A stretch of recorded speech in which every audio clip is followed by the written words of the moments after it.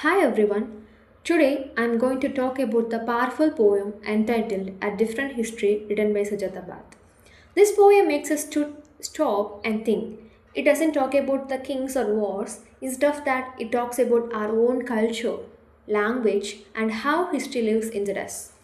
So Sujata Bhatt is an Indian poet who writes mainly in English. She was born in India and later lived in different countries. So, because of this only, she often writes about the belonging, culture roots, and language. For example, when a person grows up in a different culture but studies or works in another country or another place, they often feel like confused about their own identity. So Sujata also felt the same. So that's why she writes from that personal experiences. So in this poem, she speaks as someone who understands both the colonized world and the colonizer's language. Coming to the title now. The title, A Different History, is very important. Usually, history talks about the kings, wars, and empires. But this poem talks about the different kind of histories, like history of culture, knowledge, language, and the beliefs. So, for example, even today in our homes, we have followed many traditional practices. It continues at our home, like touching elders' feet, respecting books, worshipping trees. Even though uh, places may change, empire, government may have changed, but this system, this traditional practices shows how our culture survives even after the colonization. Now, coming to the poem lines. She started with a surprising line: Great Pan is not dead. He simply emigrated to India. So, here, Pan is a Greek god of nature. The poet tells that gods and spirituality never dies. Maybe they can move or change the places.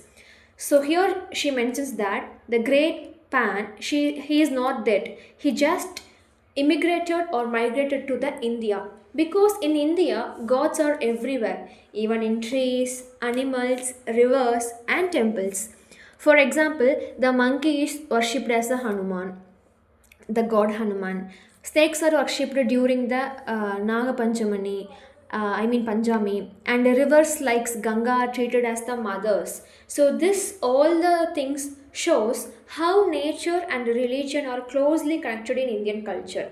The poet is proud of living and breathing the tradition because even in modern times people still follow these kind of beliefs. So it shows that spirituality has not been that has not disappeared. So that's why she quoted that the Greek god Pan, the nature of God, emigrated to the India. And next, the poet talks about the books. She says that being rude to a book is considered as a sin. Why such strong words?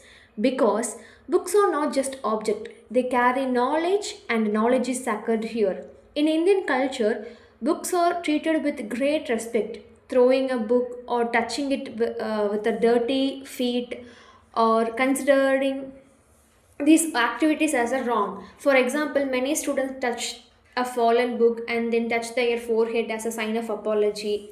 So books come from the trees. The trees are holy. Also, knowledge is linked to the goddess Saraswati, the goddess of learning. So this the everything, it shows that education is not just an academic, it is a spiritual and a moral. So, learning is seen or considered here as a responsibility, not just a way to score marks or get a job. So, that's why she mentions that root to a book is considering a sin. And in the second part of the poem, the complete tone changes. The poet starts asking strong questions. She asks that which language has not been used by the powerful to control others? Which language has not hurt people? Here, she is talking about the colonization. English was the language of the rulers. It was forced on people through education and the administration. And for example, during British rule, people who spoke English were given better jobs and respect, while others were treated as the inferior. So here, language became a tool of power and domination. So at the end of the poem, the poet Sujata Bhatt asks something very powerful. She wonders that how the next generation begins to love English as the language, the same language that once hurt their people, their own people.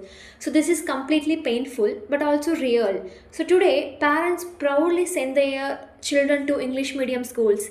English is seen as a language of success and opportunity, but the language that once caused suffering is now used for an education, poetry, and expression. Even this poem is written in English language.